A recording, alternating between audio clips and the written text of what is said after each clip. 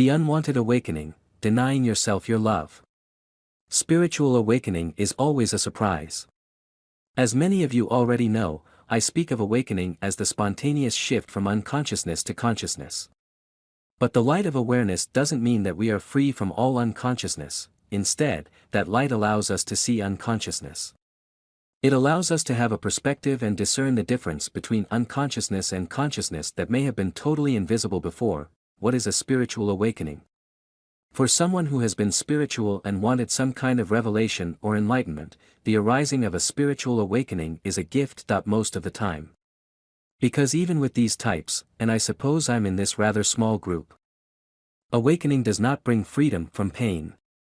Freedom from suffering requires us to clean up our inner mess, and most people I know upon awakening find a lot of dirty dishes in their inner home. That can be surprising to the more naive spiritual people who think that spiritual awakening erases all problems and pain once and for all. While the problem maker, the ego, may start to dissolve, the challenges of the world will remain. There is still hunger. There are still diseases. The world is a challenging and often painful place, and a spiritual awakening doesn't change that. Rather, it helps you to see all of those challenges clearly along with all the beautiful opportunities. To the point of this post, many people who awaken are not spiritual, and some don't want to be. However, a spiritual awakening doesn't care if someone is overtly on the spiritual path or not, because all of life is ultimately spiritual. Oftentimes, I get emails from people who tell me that they've never been spiritual, never meditated, never prayed, nor much of anything else.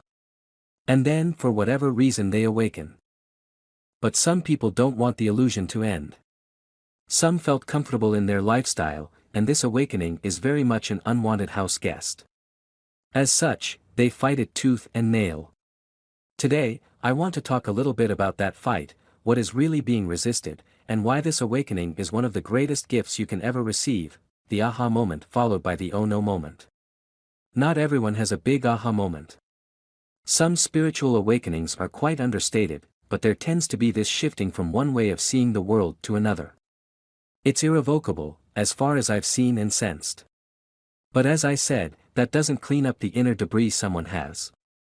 It simply illuminates it and often brings with it a kind of energetic push to start mopping your soul's floors. But let's pause and remember that most people don't know about the gift that has arisen. Most people are completely mired in the illusions presented by the world. Now let's create a scenario of someone awakening. Here is a 42-year-old male in a comfortable corporate job with a wife and 2 kids. He has a house with a mortgage. He has a boat. He goes golfing with his buddies on the weekend, and he is content with life because this is what everyone told him he should have and he got it. Bravo, he thinks to himself. I did it. And then one night, sitting in a lounge chair, he awakens. Something dissolves, and he sees through to the truth. Maybe he gets a period of bliss. That could last for hours, days, weeks, and even months.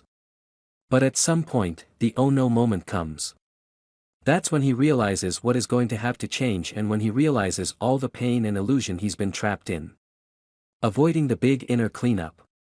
When someone like the man above awakens and doesn't want to give up his illusions, he's likely to go through a lot of types of self-avoidance, yes, that self with the capital S, because his true self is stepping forward.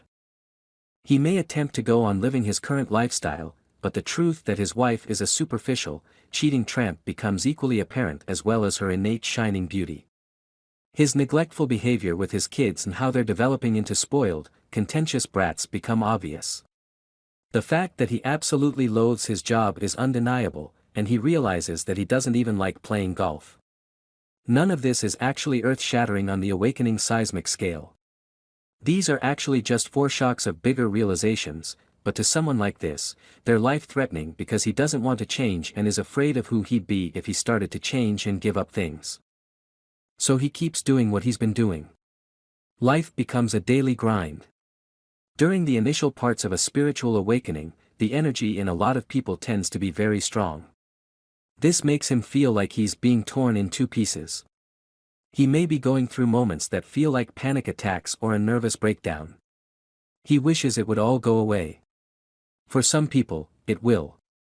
For others, their awakened self is too strong for whatever reason. He may start to lose energy and feel more and more exhausted. Different physiological problems may begin to arise for which doctors can't find any reason. For some people, they completely crash and can no longer function in the world, and here we have someone in a full-blown dark night of the soul. The harder the ego, the darker the night. Even for those of us who consciously embrace our awakenings, dark nights and long periods of deep churning tend to come up. We have to go into all the dark corners of the soul to know them, to love them. Through that love, that darkness is dissolved, and we become integrated and whole. In the scenario I'm painting, this type of individual isn't doing any of that inner work. So he's subjected to the same fears again and again. They don't process. They just repeat. When he gets upset, he is wallowing in emotions, such as self-hatred, self-pity, fear, or perhaps even terror, and others. This doesn't process emotions. While I talk about needing to feel to heal, we learn to notice what we are feeling and breathe into it mindfully without feeding a story around the upset emotion. This person probably hasn't found the tools to do this, because he isn't searching, and as such, all he wants to do is to get through this awful time period. That's another hallmark of the unwanted awakening. The person just tries to get through it. He wants it to be over and done with, to get on with his regularly scheduled life. After a spiritual awakening unleashes all your emotions, and the good news is that nothing lasts forever. This intensity will pass.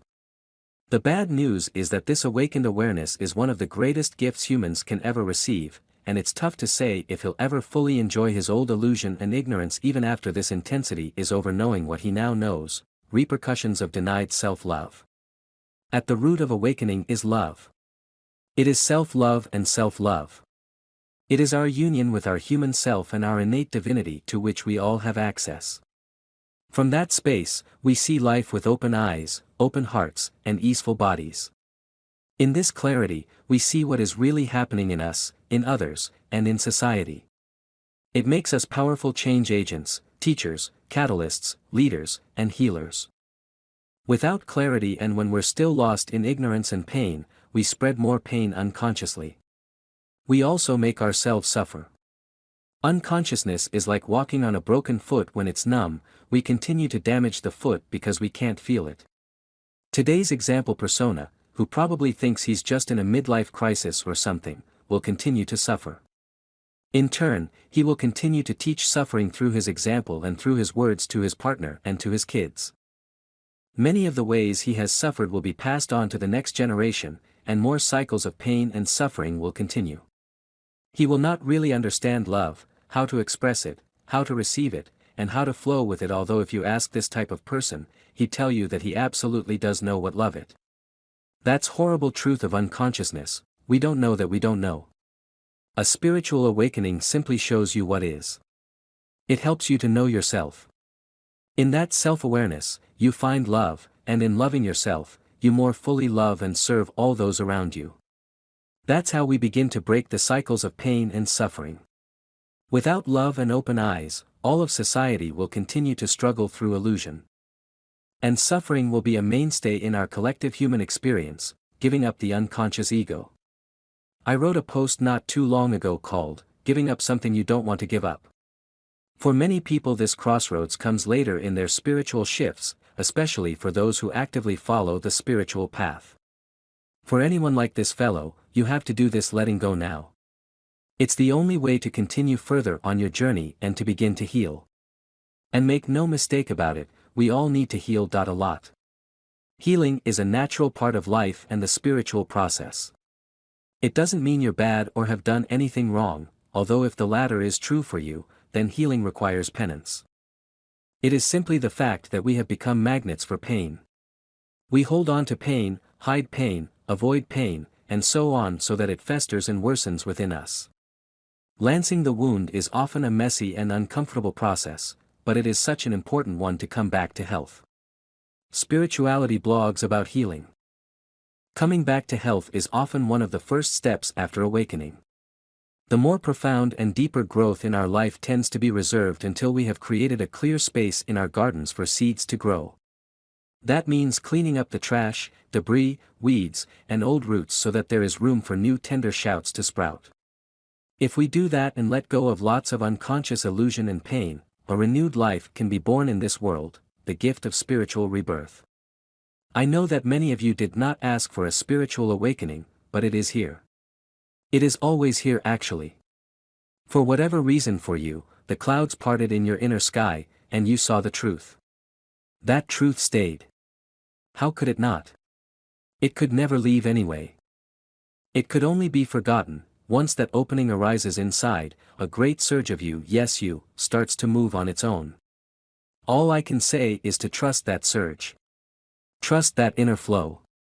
Your old life will very likely be demolished, but space is being made for more love and more kindness. Denying awakening is denying yourself, who you really are, and the depth of your love and truth. It is denying reality. If the man in my example today embraced awakening, he would be making space to be a better father, to be a kinder husband, to potentially find a kinder partner, and to go find a job he loves. He will not understand just how truly miserable he is in his illusion until he has let go of these old ways of living. And when he does, he will probably wonder how he could ever have not wanted a spiritual awakening.